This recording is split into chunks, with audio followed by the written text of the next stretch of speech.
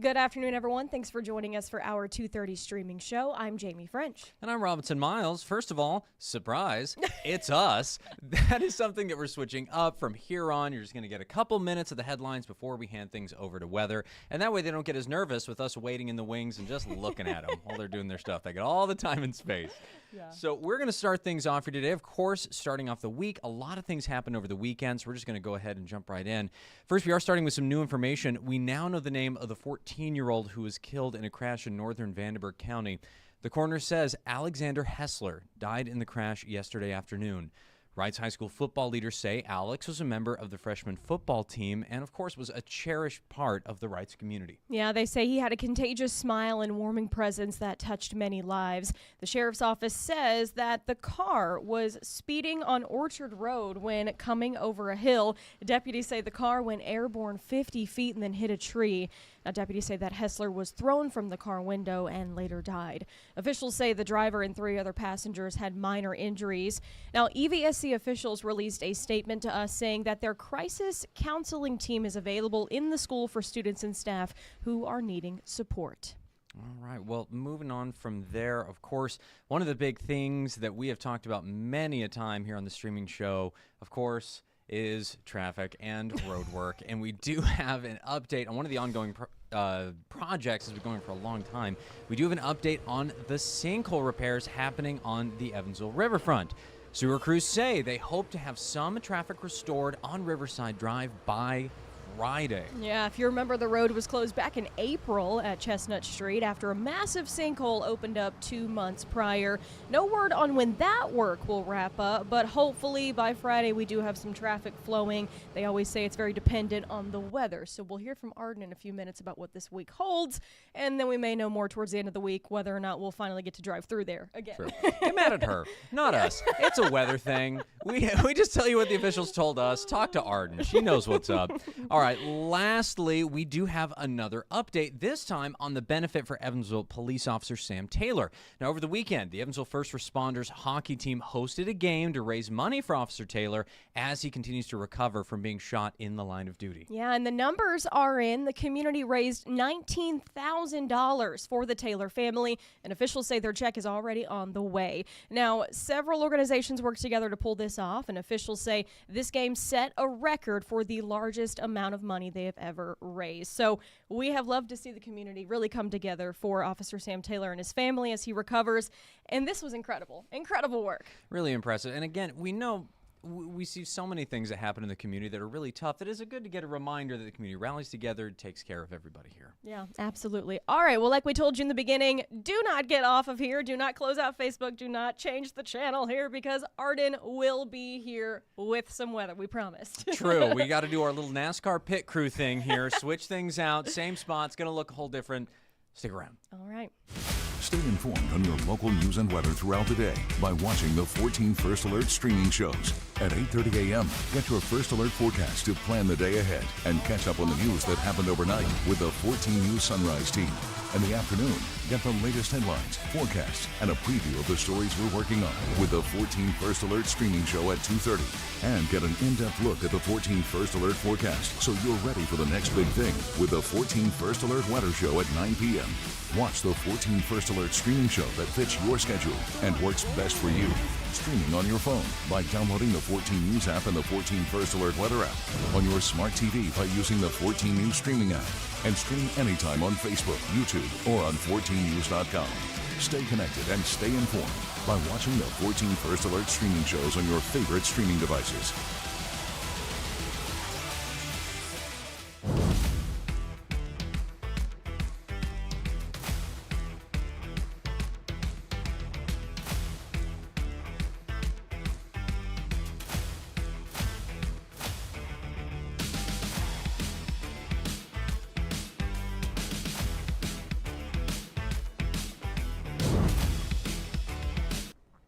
All right, good afternoon. I am 14 First Alert meteorologist Arden Gregory. Let me make sure we've got all of our ducks in a row here. This is the first time we've done this way, so getting used to not being first here. But we've got a lot of weather to talk about now. We do have a cool, mostly sunny day out there today, but big changes are on the way. Starting with tonight, rain returns to the forecast, but then tomorrow an even better chance of rain and some thunderstorms. Even an isolated strong to severe storm can't be ruled out. Then we get a very brief break Wednesday before even more rain moves in Thursday and Friday later this week. So let's dig into the details, starting with what's going on out there right now. Right now it is mostly clear across the tri-state. There may be just a few thin clouds overhead, but it's mostly sunny and dry. No rain in the picture just yet. But while it is going to stay mainly clear through the rest of this afternoon and into this evening, clouds roll into the tri-state later tonight. And with that, a chance of rain. It's just going to be a few hit or miss showers for the most part tonight, mainly after 9 p.m. So this would be just a little rain overnight and into very early Tuesday. But most of us will barely even notice any of the rain tonight. Tomorrow may be a different story though. Mainly after 7 a.m. we see another round of rain and possibly some thunderstorms pushing in from the west-northwest and moving across the tri-state in the middle of Tuesday morning. So again, this is mainly after 7 a.m. moving right through the tri-state, probably hitting the middle part of the tri-state 9-10 a.m. and then pushing off to the southeast around lunchtime. That will then give us a very brief break Tuesday afternoon before a second round of storms moves through Tuesday evening. These will be mainly after 5 p.m. moving from north-northwest to south-southeast through the tri-state Tuesday evening and then pushing off to the southeast Tuesday night. So again, we're tracking two possible rounds of storms, one from about 7 a.m. to lunchtime and then another from about 5 p.m. into the start of Tuesday night there. As for the risk of any thunderstorms or severe weather, you'll notice today we're outlooked in this brown color here for general thunderstorms. It's possible we could get a pocket of heavy rain or a rumble of thunder overnight, but really it looks like tonight will mainly just be rain showers. The risk of thunderstorms and any severe weather is from about St. Louis and then stretching to the southwest through Missouri today. As this whole system pushes eastward though, tomorrow that level 1 risk includes us, the entire tri-state, sitting at this level 1 risk for an isolated strong to severe storm tomorrow. And again, that could come with either round of storms. We are tracking potential storms Tuesday morning and again Tuesday evening. Looking at the individual threats, not really worried about flooding. Looks like these storms will blow through pretty quickly, so there may be some heavy rain in the moment, but it shouldn't be persistent and drawn out enough to really cause any flooding issues. We are sitting at that level 1 risk though, with a 5% chance of damaging wind and hail and a 2% risk of tornadoes. So overall, the risk is low. The odds of us getting severe weather is low, but it's not zero. We will see a couple rounds of rain and probably thunderstorms on Tuesday, and there is that low-level possibility that we could even get an isolated strong or severe storm. So you just want to make sure you have that First Alert weather app with your notifications turned on so that no matter where you are, whether you're at school, work, home, or just out and about, make sure that you've got that turned on so that you'll get a notification if there is severe weather headed your way. But again, the overall threat is very low. It's a pretty isolated concern. For most of us, this will just be rain and some general kind of run-of-the-mill thunderstorms. As for our temperatures, sitting in the upper 50s to low 60s right now. It's 58 in Evansville, 60 degrees even in Newburgh and Owensboro. A little warmer to the south. Madisonville, Greenville, both at 62. That's probably about as warm as we're going to get. We're probably at our high for the day, but we will start to then cool back off out of the 60s and through the 50s this evening, eventually bottoming out in the low to mid 40s by the end of the night tonight. And again, we'll see just a few scattered showers through the overnight hours. Then tomorrow, cloudy. We do have a good chance of rain, but despite all of that, I actually think it'll be a little warmer than today because our winds will be coming from the south-southwest, pulling that warmer air up into the tri-state. So despite the clouds and the rain, we'll probably break into the mid-60s tomorrow. I wouldn't be shocked if some folks even hit the upper 60s, but we are keeping a very close eye on those two rounds of thunderstorms, one Tuesday morning and another Tuesday evening. This is also not the only round of rain that we're tracking. Rain is likely Tuesday, again expecting it to probably come in 2 waves. We get a bit of a break Wednesday, but then notice rain is likely again Thursday and Friday. That's a second weather system we're tracking. So we've got one system moving through that brings us that chance of a few showers tonight, then a couple different rounds of rain and thunderstorms tomorrow. That whole system pushes off to the east then on Wednesday. Wednesday is looking mostly dry. Most of the rain will be moving out of here by then, but it will be mostly cloudy and a little cooler with winds coming down from the north. So kind of cool, cloudy, but mainly dry on Wednesday. As that system continues to push off the east coast, though, our next weather maker starts to move in. I think Thursday will probably start out dry Thursday morning.